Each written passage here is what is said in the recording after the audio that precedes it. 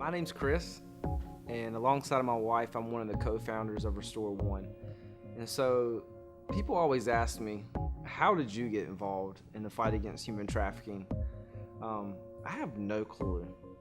No, I'm kidding. When we were youth pastors for 4 years, and we're always trying to, our students, we didn't want them to grow up in a box. We always wanted them to know that there's other problems going on outside of the four walls that they live in. And so we were always looking for opportunities to make them aware of world issues.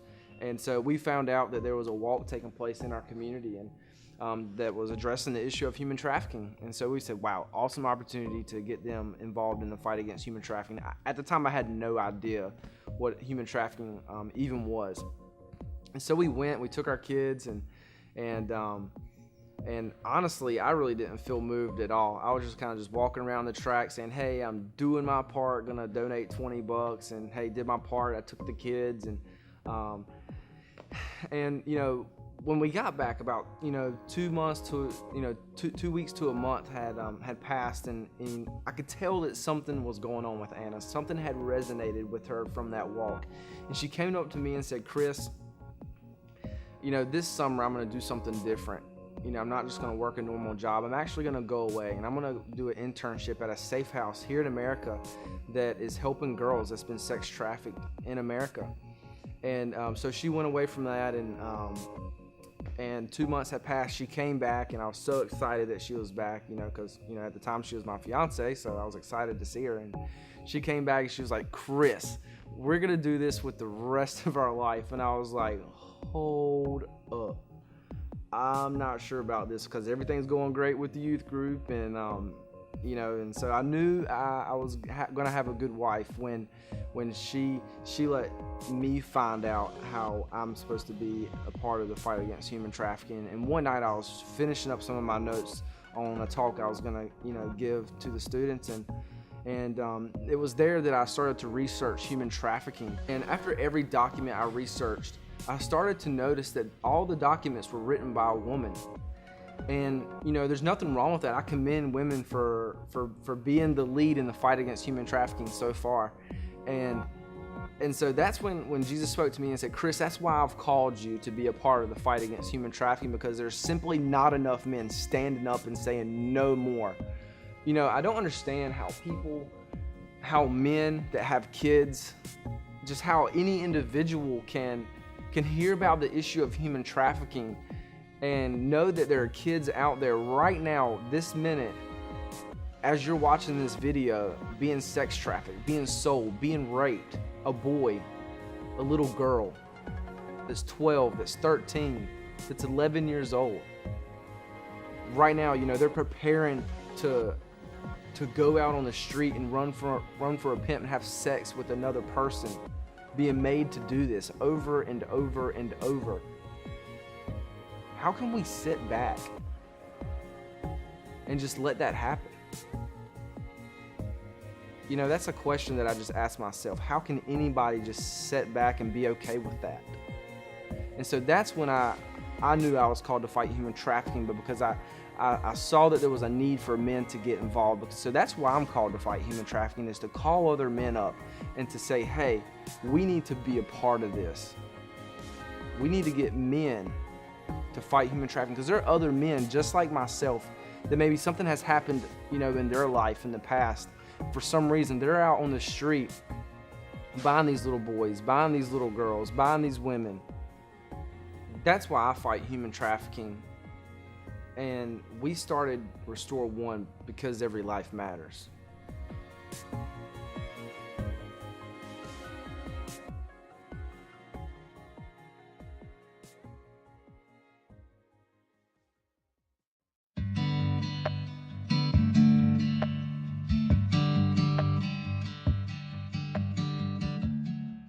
Hi, my name is Anna Smith, and I am the co-founder of Restore One, along with my husband, Chris.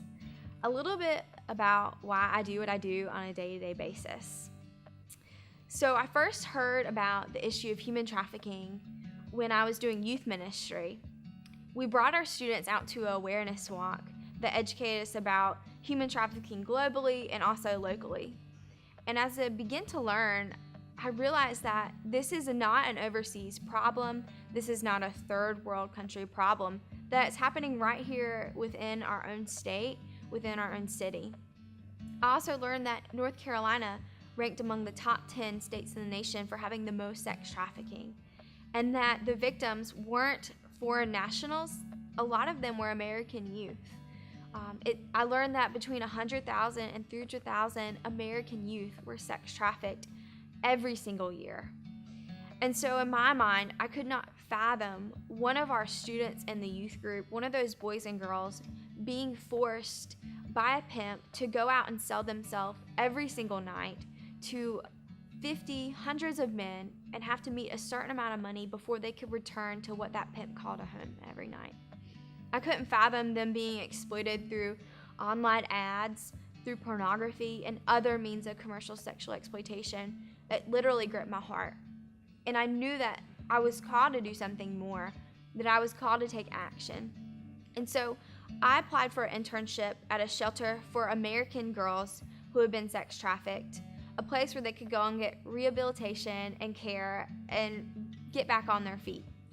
And so I went and I went on that internship, and I came back, and I was completely terrified all in one after that experience, because the stories of the girls were so real.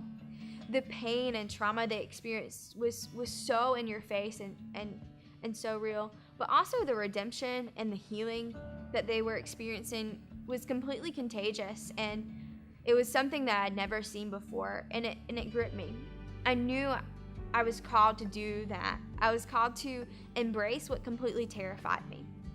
And so I spoke with my soon-to-be husband, Chris, and told him about these deep longings in my heart to help these children and to offer them a place that would offer rehabilitation and care. And so we weren't on the same page to begin with, but it wasn't too long before we both felt very confirmed and knew that we were evidently called to stand in the gap for these children.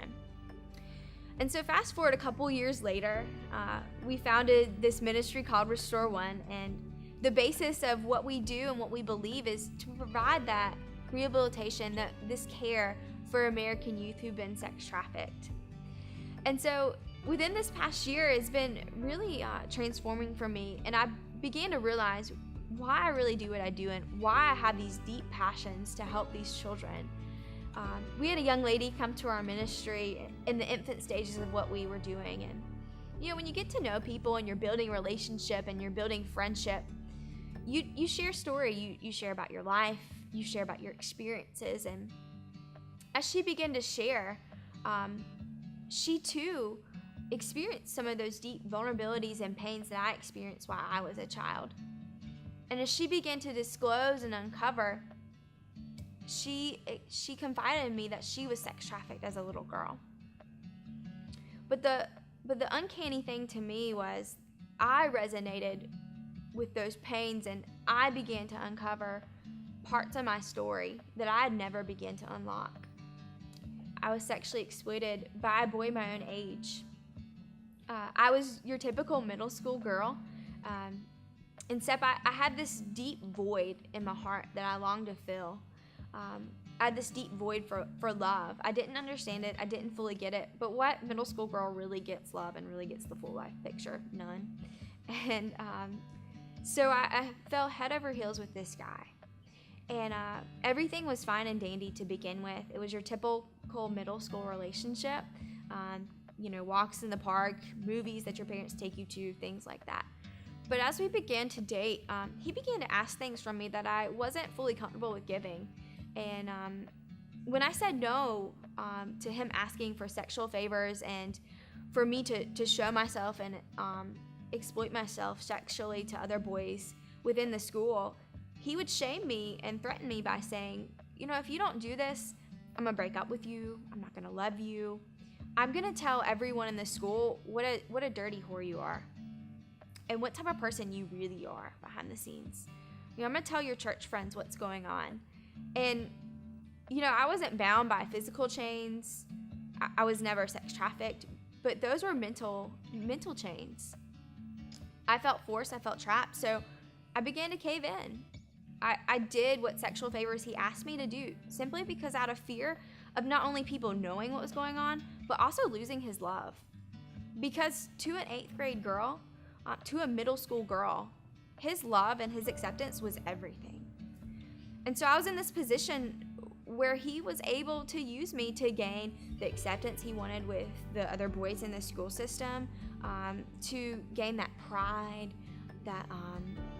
and to use me with that. He never received any money for what he forced me to do, but he gained a place and a status.